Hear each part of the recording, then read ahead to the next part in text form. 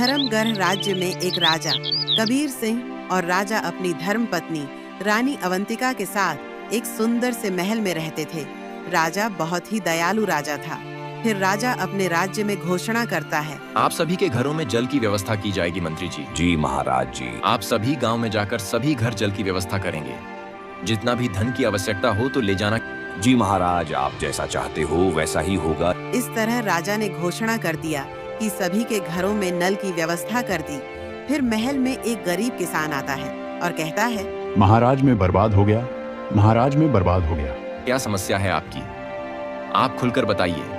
आपकी हर समस्या का समाधान करने की हम पूरी कोशिश करेंगे। महाराज, मैं अपनी जमीन पर अनाज की फसल करता हूँ। पता नहीं महाराज, मेरे उपजाऊ जमीन पर अचानक से जल भर गया और मेरी सारी फसल नष्ट हो गई। महाराज में तो बर्बाद हो गया महाराज। मंत्री जी, जाइए और हमारे तिजोरी में से एक खजाने का घड़ा ले आइए और इस गरीब किसान को दे दीजिएगा। जी महाराज। महाराज, आपका बहुत आभारी हूँ। धन्यवाद महाराज जी।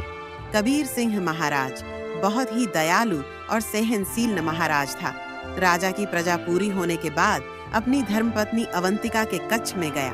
फिर अवंतिका कहने लगी, अरे आप थकते नहीं हो दूसरों की भलाई करते करते? क्या हुआ रानी साहिबा, क्या हुआ? मुझे कुछ नहीं हुआ है। आप हमें ये बताइए कि सारा धन इन गरीबों को ही लुटा देंगे या हमारे भविष्य के लिए भी कुछ बचा कर रखेंगे? अवंतिका, मुझे क्रोध दिलाने का प्रयास न करो तो ही अच्छा होगा। क्या करेंगे आप? आज आपको मेरे सवालों का जवाब देना ही पड़ेगा। तुम मेरी बात ध्यान से सुनो। जितना हम गरीबों की जितनी सहायता करेंगे उतना ही हमें सुख प्राप्त होगा। ऐसा कुछ नहीं होता महाराज, आपका दिमाग खराब हो गया है। महाराज की पत्नी अवंतिका नास्तिक थी। न वो गरीबों को दान देती और न ही भगवान की पूजा करती थी। महाराज ने कुछ न कहा। फिर वह शिकार के लिए चले गए। फिर रानी घर पर अकेली थी। साधु का रूप लेकर भगवान राज दरबार में पहुँचे। फिर रानी कहने लगी, अरे मैं तो तंग आ गई हूँ।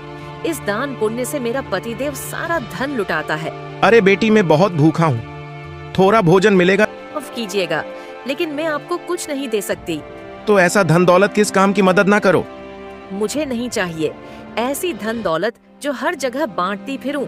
ऐसा कोई उपाय नहीं है जो ये सारा धन नष्ट हो जाए। तथास्तु बेटा, तुम ऐसा चाहती हो तो ऐसा ही होगा। बेटा, एक उपाय है जिसे करते ही तुम्हारा सारा धन नष्ट हो जाएगा। अरे जल्दी बताइए, क्या उपाय है? बेटी, तुम कभी स्नान ना करो। जब स्नान करो, महीने में एक बार स्नान करो, और जब स्नान करो तो पीली मिट्टी से अपना सिर धो लेना। ऐसा 2 बार करने से तुम्हारा सारा धन नष्ट हो जाएगा। धन्यवाद, अब आप जा सकते हो। साधु महात्मा यह सोचते हुए जाने लगते हैं कि बहुत ही विचित्र औरत है, अपना ही सब धन नष्ट करने में लगी है।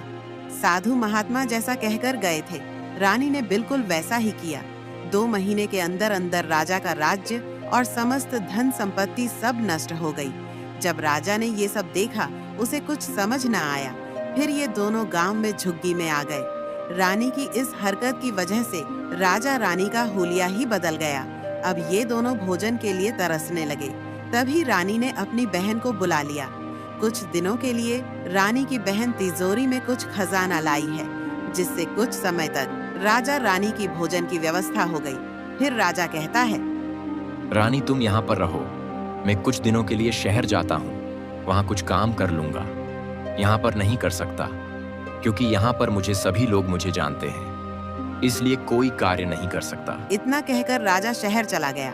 वहाँ मेहनत का काम करने लगा। जंगल से लेकर ही काट कर शहर में बेचता, लेकिन उसको कोई मुनाफा नहीं मिल रहा था। हर रोज राजा निराश होकर जंगल में पैर के नीचे बैठ जाता था। जाने कौन से जन्म का दुख मुझे मिला है। मैंने तो सभी की सहायता की है, तो मेरे साथ ऐसा क्यों हुआ? राजा की बात सुनकर अचानक वही साधु महात्मा प्रकट हुए और फिर वह राजा से कहने लगे, अरे बेटा, चिंता मत कर।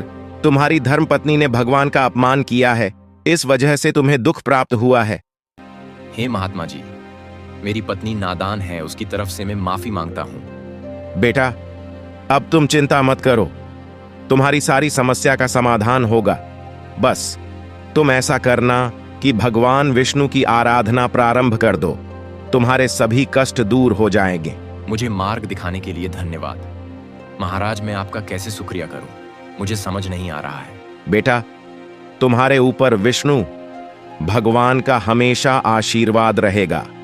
तथास्तु। इतना कहकर साधु महाराज विलुप्त हो गए। साधु महाराज ने जैसा कहा था, राजा ने ठीक वैसा ही किया। धीरे धीरे समय व्यतीत होने लगा और राजा जंगल से लकड़ी लेकर शहर जाता तो राजा की लड़की खूब बिकने लगी और राजा के पास फिर से बहुत सारा धन एकत्रित हो गया। फिर राजा कहने लगा, बहुत समय हो गया, रानी की कोई खबर नहीं मिली। चलो अपने राज्य में जाता हूँ, मेरी रानी मेरा इंतजार कर रही होगी। फिर राजा अपने राज्य में लौट आया। उसने सबसे पहले अपना राज दरबार लिया। फिर वह रानी के यहाँ गया और कहने लगा, ताली साहिबा, आपका बहुत बहुत धन्यवाद जो आपने मेरी रानी का ख्याल रखा। अरे जीजा जी, कैसी बात कर रहे हो आप? ये मेरी दीदी हैं। इनकी सहायता करना मेरा फर्ज था। रानी चलो, अब चिंता मत करो। भगवान विष्णु की कृपा से हमें हमारा राज्य वापस मिल गया। मुझे माफ कर दीजिए महाराज, मैंने सभी का अपमान किया है। तुम्हें अपने गलती पे पछतावा है तो मुझे तुम्हें माफ करने में कोई एतराज नहीं है। चलो अब हम अपने राज्य में चलते हैं। इतना कहकर राजा रानी महल में आ गए और दोनों सुखी जीवन व्यतीत करने लगे। दोस्तों, आपको हमारी वीडियो पसंद आए तो वीडियो को लाइक और चैनल को सब्सक्राइब कर देना। धन्यवाद।